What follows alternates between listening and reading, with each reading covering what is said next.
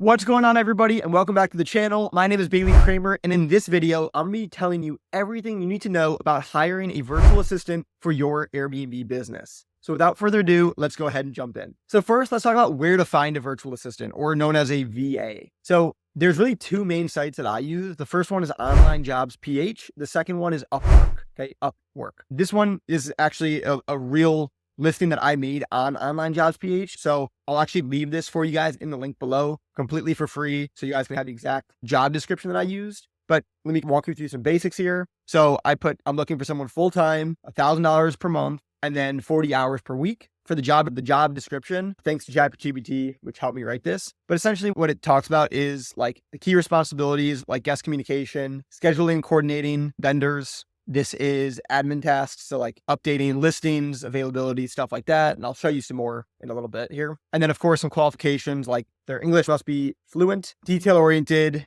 tech-savvy, problem solver, stuff like that. And of course, like remote position, 40 hours per week. And this must be their only job, because I don't want someone who's working like 4 other jobs and isn't going to make this a full priority for them. So this is the job description I use on Online Jobs PH. You can take this and use Upwork. You do you, but this is what I did for mine. Now, something that's way more important than where you find the VA is actually going to be how you train them. So if you don't have the right systems and processes to train your virtual assistant, they're not going to perform no matter how good or how smart they are. So let me walk you through a couple systems I have in place to train my VA and keep her on track every single day. So first off, I have my daily checklist. So literally every single day, I have her tasks written out in checklist form for her to complete. So for example, task number 1 every single day, respond to any unanswered messages in Hospitable. So if there's any message that came in over the night, she's got to respond to those. Next is to send up follow-up inquiry messages to inquiries that haven't responded to us. Basically follow-ups for our messages. Check calendar availability in Hospitable.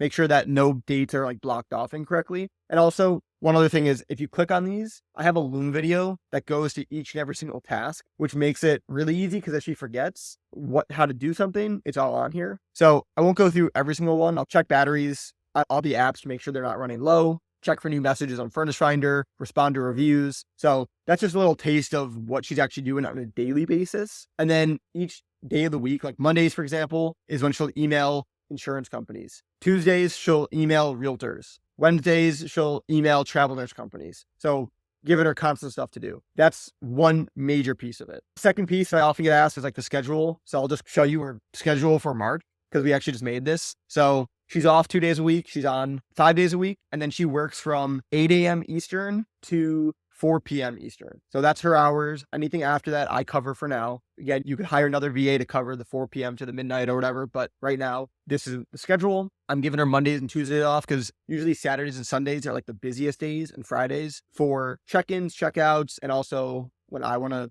enjoy the weekend. So that's that.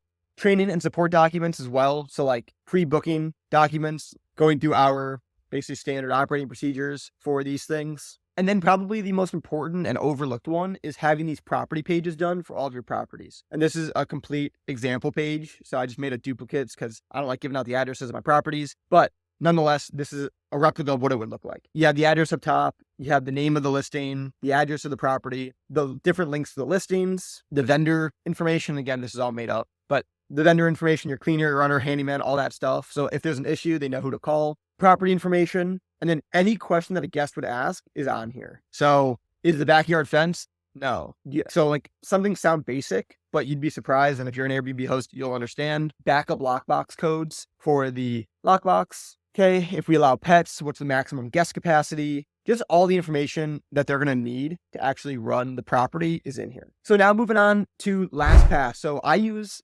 LastPass to share login information with my VA. So for example, she has a login to Airbnb, to Furnish Finder. Basically, every software that I use, she has a login for. And the way that I do it is through LastPass. I can easily share my passwords with her through LastPass. And then if for whatever reason she didn't work out and I had to fire her, I can easily remove those passwords from her so I can keep my softwares secure.